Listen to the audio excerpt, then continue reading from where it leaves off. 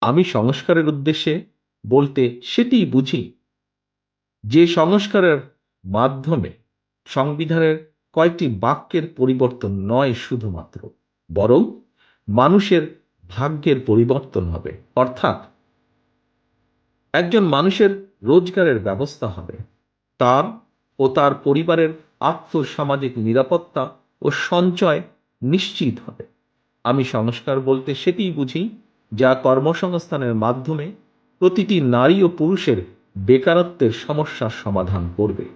যে সংস্কার নারীদের সম্মান, স্বাধীনতা ও ক্ষমতায়ন নিশ্চিত করবে। যে সংস্কার সকল মানুষের জীবনের সুরক্ষা নিশ্চিত করবে।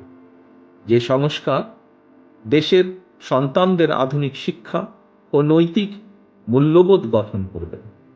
যে সংস্কার মানুষকে কাঙ্ক্ষিত স্বাস্থ্য সেবা দেবে। যে সংস্কার বাজারে নিত্য প্রয়োজনীয় দ্রব্যের দাম স্থিতিশীল রাখবে। আমি সংস্কার বলতে সেটিই বুঝি যা কৃষক, শ্রমিক সহ সকল কর্মজীবী মেহনতি মানুষের ন্যায্য ও প্রাপ্য মজুরি নিশ্চিত করবে। কারো কাছে স্বপ্ন পূরণ, কারো আনন্দের উপলক্ষ, আবার কারো জীবন পাল্টে দেওয়ার মুহূর্ত, কখনো জীবন বাঁচাতে সর্বোচ্চ গতিতে উড়ে চলা, কারো আবেগের শেষ মুহূর্ত, আপনজনের শেষ বিদায়ে সামিল হওয়া। এমন সব ইচ্ছে পূরণে সর্বনিম্ন ভাড়ায় দ্রুতগতির বাহন প্রবাসীর হেলিকপ্টার। আপনার প্রয়োজনে যোগাযোগ করুন আমাদের হটলাইনে।